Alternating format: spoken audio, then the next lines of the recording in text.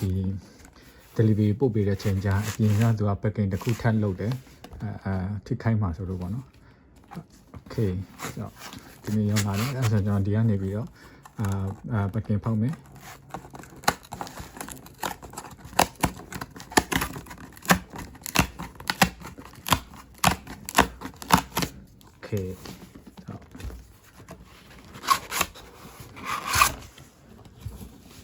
okay ရပြီဆိုတော့ okay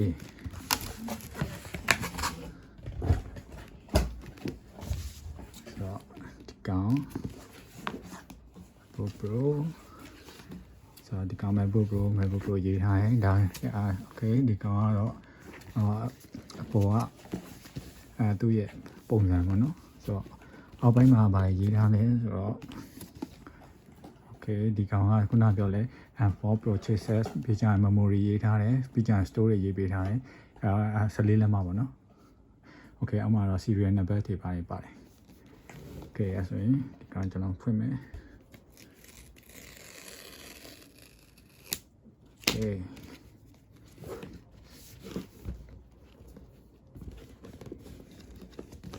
သူတစ်ခုရှိတယ်နောက်တစ်ခုကြံသေးတယ်ဒီကောင်လည်းထပ်ဖွင့်မယ်ခုနကဒီမှာသူကအောက်မှာတစ်ခုရှိတယ်ဒီအောက်မှာတစ်ခုရှိတယ်အပေါ်မှာတစ်ခုရှိတယ်ဒီနှစ်ခုစလုံးဖွင့်မယ် okay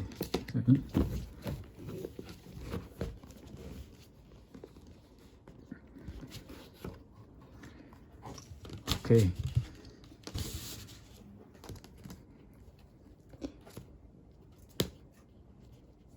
wow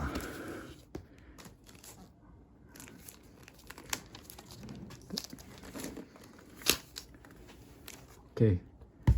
so ဘိုးထဲမှာပါလာလဲကြည့်မယ်ဒီကောင်က okay menu ရယ်ဒီကောင်က UK type ကောင်းပါတယ်ဒါ adapter ပါမယ်ဒီ adapter က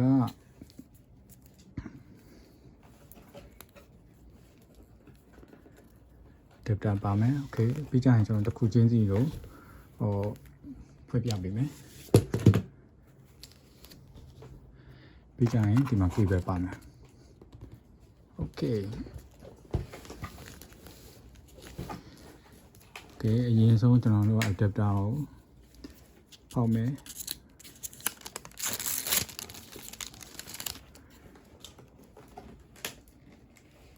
သူက type C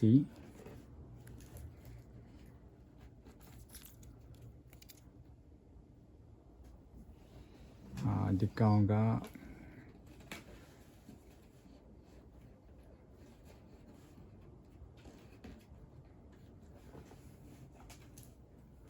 okay ပြီးရင်ကောင်းရလို့ပဲပါမယ်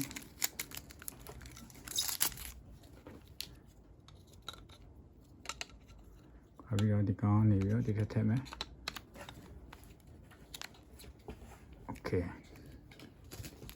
ပြီးဒါဆိုရင်သူ့အသွင်းဖို့ ready ဖြစ်ပြီပေါ့နော်သူ့ရဲ့ခေါင်းကဒီဘက် okay အဲဆိုရင်နောက်တစ်ဆင့်ကကျွန်တော်တို့ဒီကောင်မောင်းလုပ်မယ်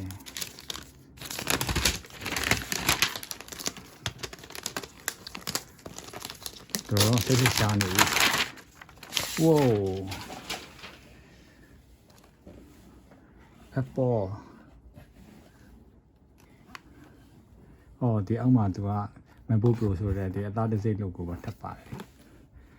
အခုအရင် version တွေတုန်းကတော့ဒီအပေါ်မှာ logo တစ်ခုပဲပါတယ်ဒီအောက်မှာတော့အသားတစ်စိတ်မပါဘူးပြီးကြအောက်မှာသူကဒီဟာတော့ပုံမှန်ဖြစ်ပါတာပေါ့နော်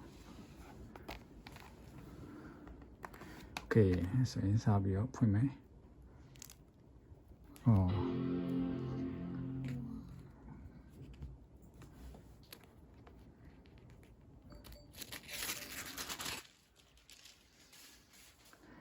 okay 哇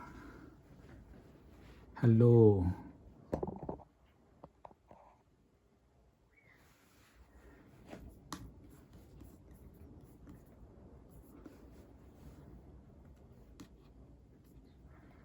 သူက14လက်မှတ်ဆိုပေမဲ့တော်တော်တော့ screen ကတော်တော်တော့ကျယ်တယ်ဗျ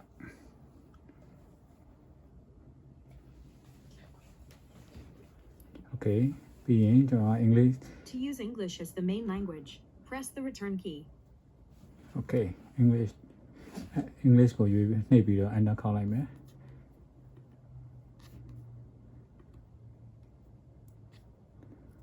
Okay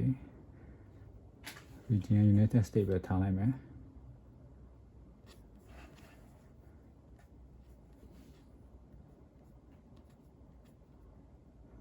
ပြီးကြရင်ဒီကောင်ကကျွန်တော်ကအရင် MacBook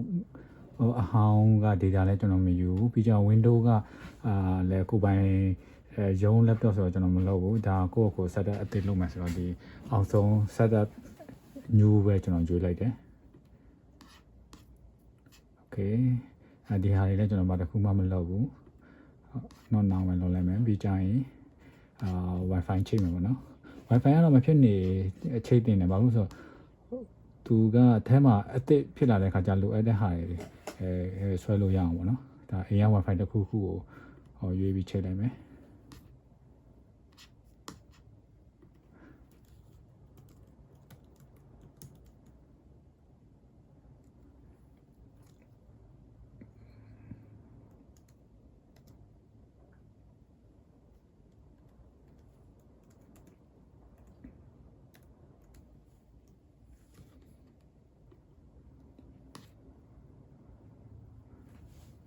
โอเคသူက connecting လုပ်နေတယ်ခဏစောင့်အောင်နော်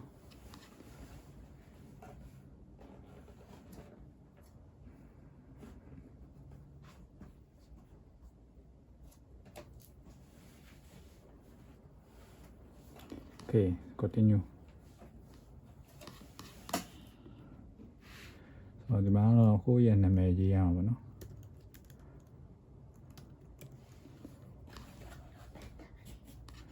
ဆိုရင်ဒီကောင်က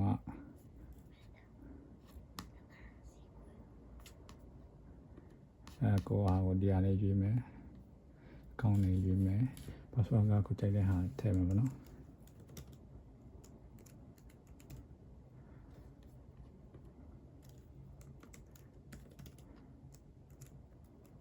โอเค continue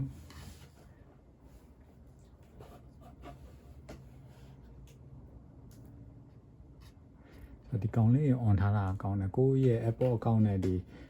ဟာ reset ချလို့ရအောင်ဆိုပြီး allow computer account password to be reset with your Apple account you must sign in with your Apple account in the next step use this feature ဆိုဒီကောင်လေးကိုဖြုတ် on ထားတာခုနကကိုယ် password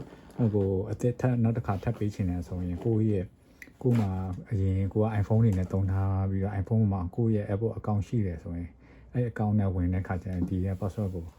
လုပ်လို့ရပါတော့ဆိုတော့ set up လိုက်တော့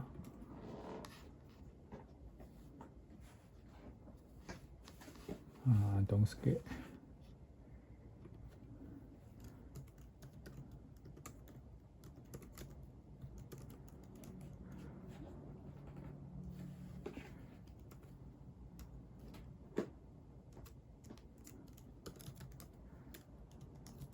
ဒီကကျွန်တော်ရဲ့ Apple account ပေါ့နော် Apple account နဲ့ကျွန်တော်ဝင်လိုက်မယ်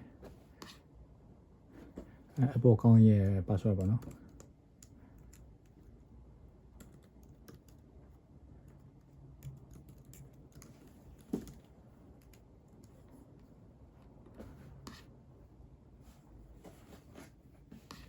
ုတော့ဒီကောင်ဆိုရင်ကျွန်တော်တို့ဖုန်းမှာ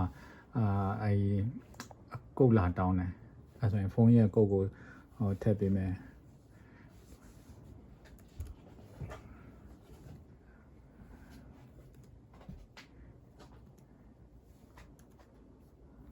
Okay ဆိုတော့ဖုန်းကိုလာပြီးတော့ Apple account verification code ကြားတဲ့ဟာကိုထည့်ပေးပြီးပါပြီဆိုတော့အခုဆိုရင်ချိန်နေပြီပေါ့နော်အဲဆိုရင်ဒီကောင်ကို accept ပေးမယ် accept ပေး agree လုပ်မယ်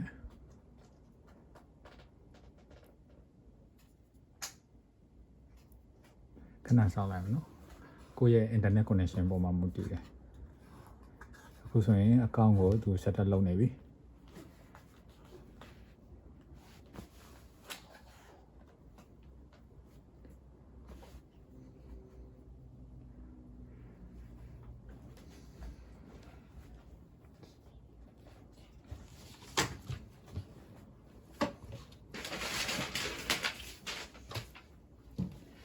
ကဲအကောင့် set up လုပ်နေတဲ့အချိန်မှာကျွန်တော်ခုနကပါလာတဲ့စာအုပ်လေးထဲမှာဘာတွေပါလဲဆိုတာကြည့်ကြည့်အောင်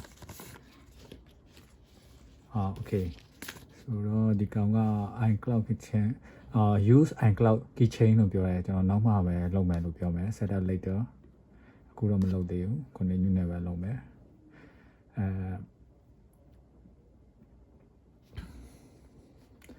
Okay location service series on နဲ့အကုန်လုံးပြီးရင်ဒီကောင်တွေက appliance star mode okay continue နဲ့ဆက်သွားလိုက်မယ်intelligent setup apple intelligent ရာကျွန်တော်လုပ်လိုက်မယ် intelligent choose notification summarize okay ဒီ how communication and social message okay notification ကိုကျွန်တော်ယူလိုက်မယ်ပြီးကြရင် tab okay continue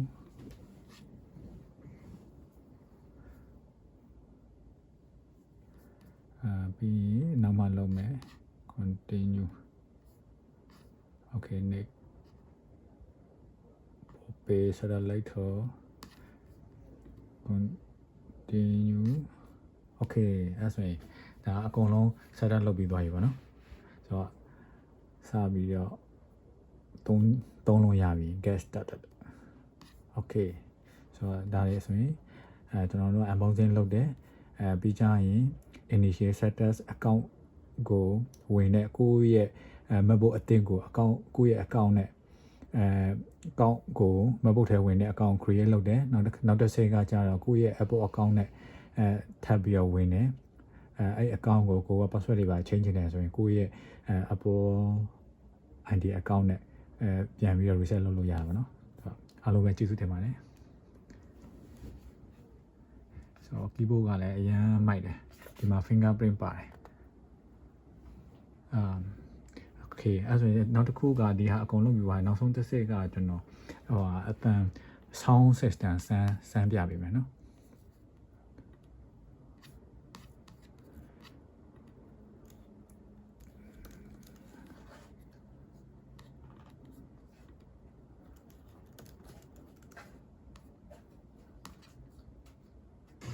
My wife said, if you win, we'll fly to Asia. If I win, we'll fly to Paris.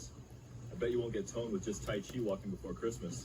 Guess who won? My dad can't lose weight with Tai Chi, so it's a scam? Oh, no, he probably just doing it wrong. Most men do Tai Chi wrong, and that's exactly why they can't lose weight. How?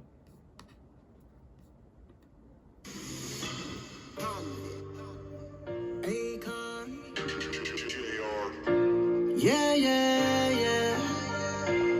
Yeah, yeah, yeah. God, thank you for sunshine. Thank you for rain. Thank you for joy. Thank you for pain. It's a beautiful day. Yeah, yeah, yeah. It's a beautiful day. Yeah. If I take the blame, put it all on me. I just pray that I will end up. အားလုံးပဲကျေးဇူးတင်ပါတယ်အဆုံးထိဗီဒီယိုကြည့်ပေးတဲ့အတွက်အားလုံးပဲကျေးဇူးတင်ပါတယ်ကောင်းတဲ့နေ့တွေဖြစ်ပါစေ bye bye